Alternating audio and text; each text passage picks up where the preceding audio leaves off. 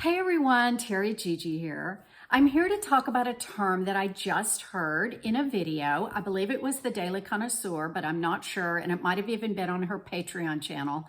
But she mentioned the term friction reduction.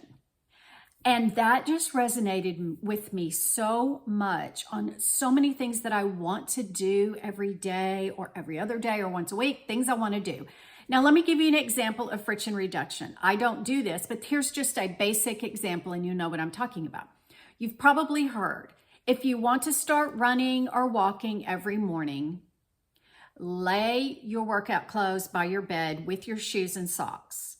Or even better, I've heard, if you have cute workout clothes and they're clean, wear them to bed, like a t-shirt and some stretchy shorts. Just wear it to bed. And then when you get up, half the friction is gone. You wake up and you go, well, I'm already dressed. Well, there's my shoes. I might as well go. So that would be friction reduction, because otherwise you roll out of bed and you're in your cozy, comfy pajamas and you get your coffee and you decide to sit down a little bit with your coffee, blah, blah, blah. The day, the morning is gone and you didn't walk or run that day. So friction reduction. So I started thinking, what are some things that I want to do but there's some friction in that item, in that thing I want to do. There's something in the way. Can I reduce it? Or if there's something bugging me all the time and I walk past it all the time, what can I do to fix it right now, right this minute, when it's bugging me, so that for the next week, it won't bug me again every time? And I'll give you two examples of that I fixed like 2 days ago. I'm so proud of myself. Why didn't I do it sooner? It was so easy and so quick. So always be thinking about friction reduction when you're trying to start a new habit or just do something you want to do. Make it easier. So here's some things I wrote down.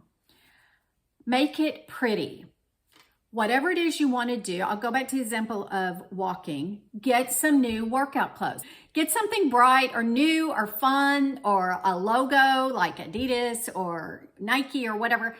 That would be making it pretty. My example in making it pretty is near my sink. Now, I'm not going to show you an example because you would go, oh my gosh, that's too much stuff. But I have gotten into the habit of doing certain things morning and night. And the only way I figured out to do it is to have everything out, which sounds terrible. But I had this clear acrylic.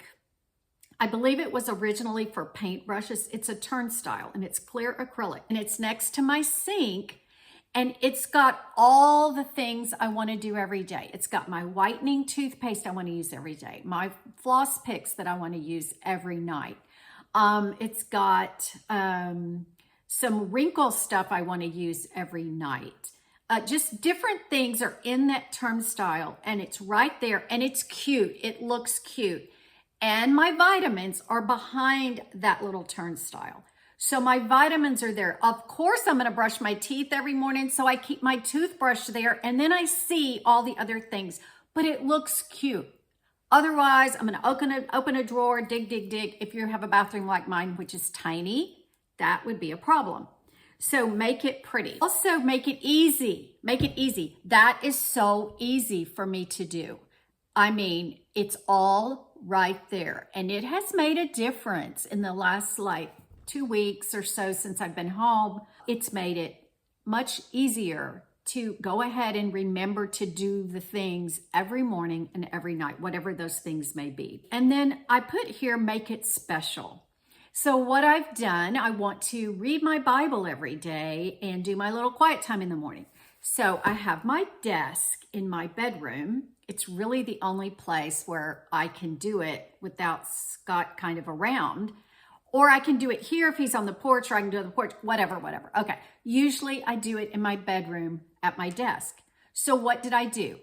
I make it simple, I make it easy, and I make it special.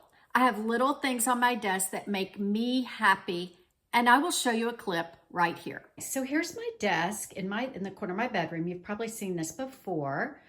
But what I've done is just I keep it neat and clean. I don't stack things on top. I have a nice cushion on my chair there. And of course, it's a French cafe chair.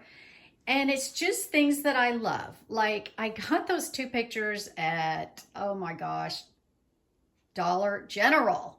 And I just love them. And I think they look nice with the flowers and everything. I love this clock. This is a little old Louis Vuitton box. I keep my memory verses in there on note cards. A lot of times I get up before the sun rises and I have a candle that I light. This is another not Louis Vuitton thing that I got at Books A Million, and I love it so much because it just looks neat and it looks good with my other little box. And in here is my Bible and my prayer journal. So it just stays here and it looks fine. And yes, now Louis Vuitton does not make prayer Bible covers, but Books A Million does. And then here I just have a little lamp. Sometimes I need that in the mornings. This is prayers that I've been praying. Y'all have probably seen these little boxes. They're in here. It's been over a year, and I will be able to look through them someday and see which ones were answered. So I just keep adding. I keep a coaster here in case I'm here in the middle of the day and I don't have coffee, but I have something else. I keep that coaster there. And this is just a little prayer sticky notes. This is if I want to have my phone on a stand while I'm back here and I'm reading or listening to something. So I've got this all set up. Now I could really complain about not having a private space, not having an office, not having an extra room that I can set up in. I did set up in my guest room once, but I just changed it back over here. I may change it back again. But anyway, and I've got all my favorite things over here to look at, things that I love. This was from I think it was a Valentine's Day card Scott got me, and I love it so much. So I just cut that completely out of the front of the card and put that there to remind me to pray for us as a couple. So anyway, this is something that I've created to have less friction of, getting to my Bible study in the morning. I hope you enjoyed that clip. Also, remove resistance, obstacles, and excuses. Exactly what I did with my desk. Exactly what I've done with my sink. All of those matter. These are just words that I wrote down, and I've had to write them down on here because I would forget. Getting dressed in the morning. Sometimes I end up, y'all, lately with my, I don't know, being retired or whatever. I don't know. It's terrible, but sometimes I end up staying in my pajamas until noon. That is not going to work. That is not going to be a way that I want to live. So when I get up, when I open my closet, I want to make sure it's organized and neat, and so I can find what I want to wear fairly quickly depending on, the whatever I'm doing that day. So that is really a thing I've done to resist the obstacle or the resistance or the excuses to not get dressed in the morning right away. Because if you get dressed right away, you're a lot more apt to do all the things rather than slopping around in your nightgown. That's just me. I mean, when I find that I've done that and it's noon, maybe I've done a lot. Sometimes I run around, y'all, and do so much in the mornings. I mean, that's my time to do everything. So sometimes I do it in my pajamas, but I would rather not. That's the whole point of this roundabout way of saying, get dressed in the morning. Okay. Because my closet's cute and organized, I like to go in it. So that was what I was trying to say. Also, as far as like the bathroom thing I was talking about, a lot of that is because I want to do my skincare, have everything at your fingertips. I'm looking at my notes, and it just goes smoother. Okay. Now I'm going to take you and show you 2 things that I fixed recently that have been so annoying for so long, and I'm so mad that I didn't fix them the first time. So here we go. Okay, here is a step ladder where at my hall closet by the side door of my house. And every time I opened this closet door, this thing banged back and forth, and it was so loud and so annoying. The other day I said, that's it, I'm over it, I'm fixing it. I ran and got my glue gun, and what I did, I'm not sure which side I did. Oh, I put a piece of felt, I hot glued right here, a piece of felt to the back of this ladder on both sides. So now when I open and close this closet door, it's not this loud clanging noise of metal on metal or metal on wood, whatever it is. Okay, sorry y'all, you have to put up with a lot of glare from my door behind me, but this is an armoire that sits between my closet door and my bedroom door. Well, bathroom door. Well, something happened, y'all, at some point where this thing was rocking or doing something so that every time I walked past it, I felt like somebody was coming in the room or in the door or in the front door. It just sounded like, I don't even know what, okay?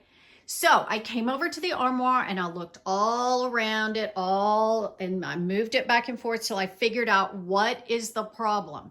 Here was the problem. This was hitting the door frame of the bathroom door, okay? But this is how it fits, right?